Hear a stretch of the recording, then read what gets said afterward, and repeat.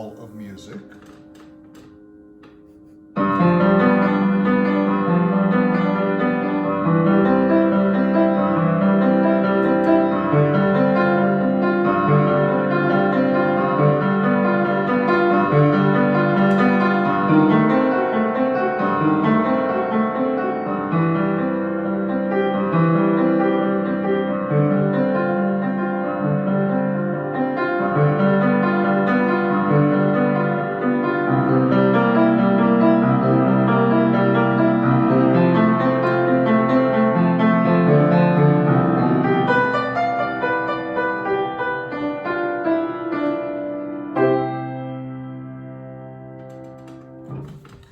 Hi, Neal here with Piano Bench Chat number 53.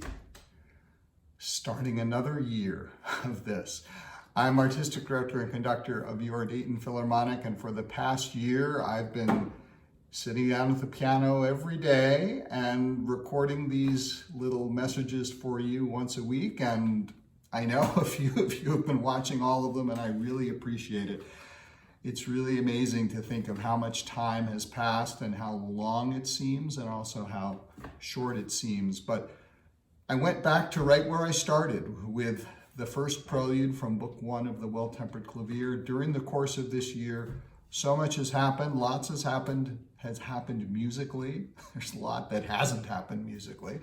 But during the past year, I played all the way through both books of the Bach Well-Tempered Clavier. I played Bach French suites and English suites. I was playing Bach organ music a few days ago, went through Haydn piano sonatas, Mozart piano sonatas. I'm partway through the first volume of the Beethoven piano sonatas, Haydn symphonies, playing all kinds of music at the piano. And as badly as I play it, it's been part of what's helped keep my head on as straight as it is. And it's interesting to come back after a whole year back to where we started. And I'm gonna go back to the Well-Tempered Clavier, and for the next 3 months, I'll be working my way through one prelude and one fugue at a time. I wanted to share with you one particular moment in that prelude. I mean, every moment of it is special, but it's a really particularly special moment. It's one where I made the one mistake I made. And it's right here when Bach gets to this amazing chord, which is this wonderfully dissonant chord. You have a dissonant chord, and he puts another note on the bottom, which makes it even more dissonant. And this was a moment in the piece that was, I think, the favorite moment of the piece of my great teacher, Nadia Boulanger. Every time this piece came around in her analysis class, she would love to talk about this bar. And what happens in this bar is really kind of magical, even though it's this tiny little detail in the middle of the piece with all these notes. And it has to do with this note, which on the piano it's written in the music as the note E flat. Because of the way the piano goes, you have C and then C sharp, D, and if you're going up, you usually often call it D sharp going to E flat, E, and if you're coming down, you call that note E to E flat to D to D. So this note, because of the way the piano works and the way tuning, and it's a whole big Megillah I'm not going to go into, but this note can be interpreted and written two different ways. And in this context, if it goes down, it's normally written E flat. And if it goes up, it's written D sharp.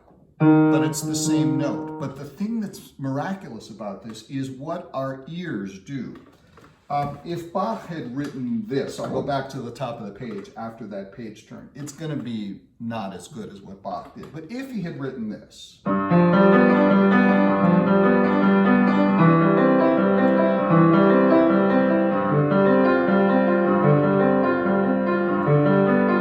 here we are.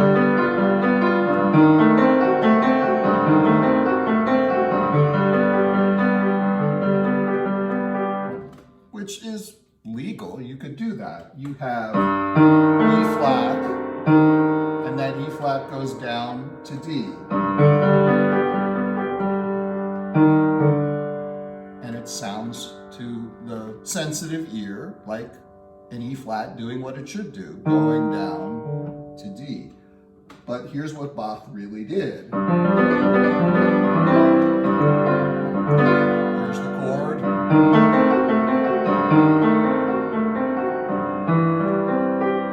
And the E flat, surprisingly, is reinterpreted as a D sharp and goes up to E natural. And the magic of it is that when you get to the note, it sounds like it should be E flat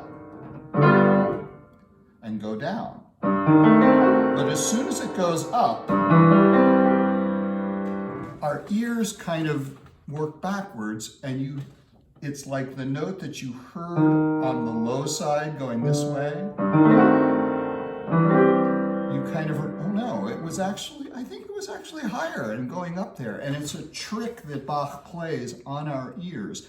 And it's a doubly interesting trick because the well-tempered of the well-tempered, I mean, there's some controversy about this, but the title of these preludes and fugues is the well-tempered clavier.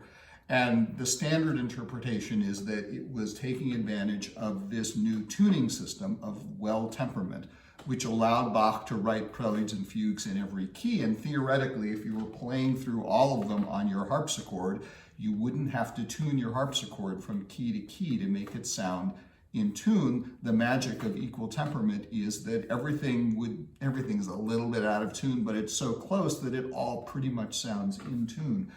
And part of the magic of this is that in the older tuning systems, which went for pure intervals, there really was a difference between an E flat and a D sharp, and you'd have to, if it was going to be D sharp, you'd tune that note a little bit higher so it would truly be in tune. With equal temperament, it's the same note, and the magic is that in one way, you hear it kind of on the low side going down, and the other way, you hear it on the high side going up, and it's just one of those little mysteries of music. One of the mysteries of music is how it keeps us going, and it has done that throughout this pandemic. We have some wonderful music at the Philharmonic coming up this week, live in the theater, a Pops concert, the best of John Williams, episode 4, lots of great music from John Williams movies and all kinds of fun. And Johann Sebastian Bach actually does figure in the program in a way. I can't tell you how because it would give away something that I don't want to give away. But check it out. If you're in Dayton and you feel ready to come back to the theater, join us on Saturday night. There's shows at 6 o'clock and 8:30. There's a live stream at 8:30 and an on-demand stream that'll be available a few days later. It's wonderful to be playing music again with the orchestra, and it's fun every week to come up with something to play for you. It's one of the things that's helped keep me going. And as I come back to the cycle, I notice my fingers are not quite as steady as they were, and they weren't even that steady a year ago, but I'm a year older. We're all a year older. But I was thinking about it this morning, when I started this, we were at this very unsettled and unsettling moment in our lives with the pandemic, and kind of scared and not sure of what's going to happen. And now, a whole year later, a lot of those things are the same. Unsettled, scared, we don't really know what's going to happen. But of course, there's a sense of optimism that we have now with treatments, and of course with the coming of the vaccine, and the fact that we're doing live performances again and we're still here. I think we have a sense of optimism a year into it that as tough as this is, that we're gonna get through it, and that hopefully we're close to getting through it. So hang in there, stay safe, stay sane, keep doing what you're doing. We'll keep doing what we're doing. And I'll see you next week for another Piano Bench Chat. Take care.